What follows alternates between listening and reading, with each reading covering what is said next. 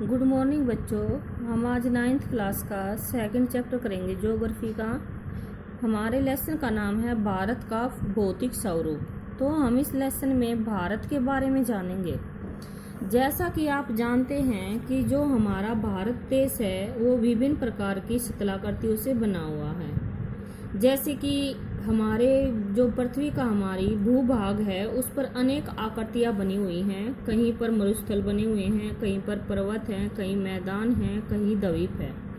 तो इस लेसन में हमने ये जानना है कि जो हमारी पृथ्वी है, इस पृथ्वी पर जो ये विभिन्न प्रकार की भू आकृतियाँ पाई जाती हैं, इनकी संरचना यानी इनकी रचना या ये भू आकृतियाँ पृथ्वी पर किस प्रकार बनी। तो इसमें बताया गया है कि कुछ जो पृथ्वी के ऊपरी भाग पर जो विभिन्न प्रकार की आकृतियाँ पाई जाती हैं, इनका निर्माण सैलों से या चट्टानों के टूटने से बना है। जो सैलें हमारी, कुछ सैलें ऐसी हैं जो कि बहुत कठोर होती हैं और कुछ सैलें ऐसी हैं जो बहुत मुलायम होती हैं। अगर हम कठोर सैल का उदाहरण लेते हैं तो जो संगमरमर होता है वह कठोर सैल का उदाहरण है और जो सेल खड़ी होती है वह मुलायम होती है। इसके बाद हम इसमें लेसन में पढ़ेंगे कि कुछ भूवैज्ञानिकों का कहना है कि जो पृथ्वी की ऊपरी परत है जिस पर हम रहते हैं या पृथ्वी की जो ऊपरी परपटी है, यह 7 बड़ी प्लेटों से और कुछ छोटी प्लेटों से मिलकर बनी हुई है। तो इन प्लेटों को जैसे हम देखते हैं 7 जो हमारी बड़ी प्लेटें हैं, तो हम इसमें वर्ल्ड के मैप से इनको जान सकते हैं। जैसे हमारी ये है उत्तर अमेरिकी प्लेट है, दक्षिणी अमेरिकी प्लेट है, ये यूरेशियन है, अफ्रीकी प्लेट है। ये हमारी 7 यानी इस तरह की जो बड़ी प्लेटें हैं। और छोटी प्लेटें जैसे हमारी प्रशांत महासागरीय प्लेट हो गई, इंडो ऑस्ट्रेलियन प्लेट हो गई या अंटार्कटिक प्लेट हो गई। तो कहने का भाव ये है कि जो हमारी परपटी है, इसकी जो ऊपरी परत है, यह 7 बड़ी प्लेटों से और कुछ छोटी प्लेटों से मिलकर बनी हुई हैं। बड़ी छोटी प्लेटें, जिन प्लेटों का आकार बड़ा होता है उनको हम बड़ी प्लेटें कहते हैं, और जिन प्लेटों का आकार छोटा होता है उन प्लेटों को हम छोटी प्लेटें कहते हैं। और कुछ वैज्ञानिकों का कहना है कि हमारी बड़ी प्लेटों में एक प्लेट को और जोड़ा गया है, जो 8वीं प्लेट है, उसको हम ग्रीनलैंड के नाम से जानते हैं, क्योंकि ग्रीनलैंड का भूभाग बड़ा होने के कारण कुछ वैज्ञानिक उसको भी 8वीं प्लेट में गिनते हैं। इसके बाद हैं प्लेटों की गति के कारण। प्लेटों के अंदर एवं ऊपर की ओर स्थित यानी जो प्लेटें हैं हमारी 7, इनमें क्रिया होती रहती है और इन क्रियाओं के द्वारा पृथ्वी के अंदर भाग में भी, आंतरिक भाग में भी और पृथ्वी के ऊपरी भाग पर भी या महाद्वीपीय सैलों में भी दबाव उत्पन्न होता है या क्रिया होती है। यानी इन प्लेटों के कारण पृथ्वी के आंतरिक भाग में और बाहरी भाग में परिवर्तन या दबाव उत्पन्न होता रहता है। इस दबाव के कारण कहीं पर वलन हो जाता है पृथ्वी के भूभाग में, कहीं पर भस्मीकरण हो जाता है, कहीं पर ज्वालामुखी उत्पन्न हो जाता है। तो वलन का अर्थ होता है जैसे कई बार पृथ्वी में या पहाड़ों में या पर्वतों में वलन पड़ जाना, भस्मीकरण जैसे पृथ्वी का कोई भाग नीचे की तरफ जाना, ज्वालामुखी पृथ्वी के अंदर से गर्म लावे का निकलना। तो सबसे पहले हम, जैसे कि आप ये चित्र में देख रहे हैं, हम प्लेटें पढ़ते हैं। जो मुख्य प्लेटें जो हैं हमारी, यानी प्लेटों को 3 भागों में बांटा गया है। नंबर 1 है हमारी अभिसारी, नंबर 2 है अपसारी और नंबर 3 है रूपांतर परिसीमा।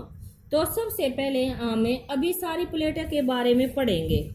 जैसे कि अभिसारी प्लेट होती हैं जो कि एक दूसरे के करीब आती हैं, यानी ये प्लेटें एक दूसरे के नज़दीक आती हैं और नज़दीक आने के कारण जो भारी प्लेट है वह नीचे दब जाती है और जो ऊपरी प्लेट है वह उसके, यानी जो हल्की प्लेट है यह भारी प्लेट के ऊपर आ जाती है। ऐसे कर करके एक प्लेट यानी भारी प्लेट नीचे दबती चली जाती है, हल्की उसके ऊपर आती है, फिर भारी नीचे दब जाती है, हल्की उसके ऊपर आती है। यानी इस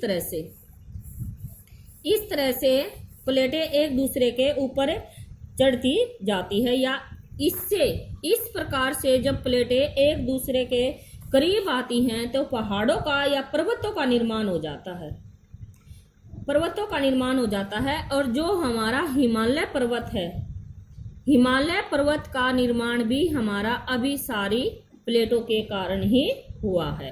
तो हमने ये प्लेटें याद रखनी है कि हमारी जो प्लेटें हैं मुख्य 3 प्रकार की पाई जाती हैं, अभिसारी, अपसारी और रूपांतर। अभिसारी में हमने ये परिभाषा याद रखनी है कि जब प्लेटें एक दूसरे के नजदीक आती हैं, और जब नजदीक आती है तो भारी प्लेटें नीचे दब जाती हैं और हल्की प्लेटें उसके ऊपर आ जाती हैं। ऐसे ही क्रिया निरंतर चलती रहती है जिससे पर्वतों का निर्माण होता है। और जो हिमालय पर्वत है हमारा, उसका निर्माण भी अभिसारी प्लेटों के कारण ही हुआ है। नेक्स्ट है हमारा अपसारी प्लेटें। अपसारी प्लेटें जैसे कि आप इस निशान से भी देख रहे हैं, इससे पता चलता है कि अपसारी प्लेटें अभिसारी प्लेटों के विपरीत होती है, यानी प्लेटें इसमें एक दूसरे से दूर हो जाती हैं। और एक दूसरे से दूर होने के कारण, मान लो कि ये प्लेटें एक दूसरे से दूर होती हैं तो बीच में हमारा गैप यानी गैप उत्पन्न हो जाता है। गैप उत्पन्न होने से पृथ्वी के अंदर से गर्म लावा निकलने लगता है, और जब वो लावा बहुत दिनों के बाद ठंडा हो जाता है तो ठंडा होकर जम जाता है, जिससे पर्वतों का निर्माण होता है, पठारों का निर्माण होता है क्योंकि अभिसारी में होता है पर्वतों का निर्माण और अपसारी में होता है पठारों का निर्माण। यानी जब पृथ्वी के अंदर से ज्वालामुखी फूटता है या गर्म लावा निकलता है तो बहुत दिनों के बाद वह ठंडा हो जाता है, जिससे पठारों का निर्माण होता है। इसके बाद है हमारी रूपांतर प्लेट। रूपांतर प्लेट की डेफिनेशन है एक दूसरे के साथ क्षैतिज दिशा में गति करना, यानी एक दूसरे के विपरीत। आप ये देख रहे हैं जैसे निशान, कि इससे भी हम देख सकते हैं कि ये एक दूसरे के विपरीत गति करती हैं, यानी एक दूसरे से गति करने के बाद टकरा जाती हैं, और टकराने से हमारी पृथ्वी पर कंपन आ जाता है, जिसे हम भूकंप कहते हैं। तो जो पृथ्वी पर हमारे भूकंप आता है वो इसी प्लेट के कारण, यानी रूपांतर प्लेट के कारण ही पृथ्वी पर भूकंप उत्पन्न होता है। इसके बाद है हमारा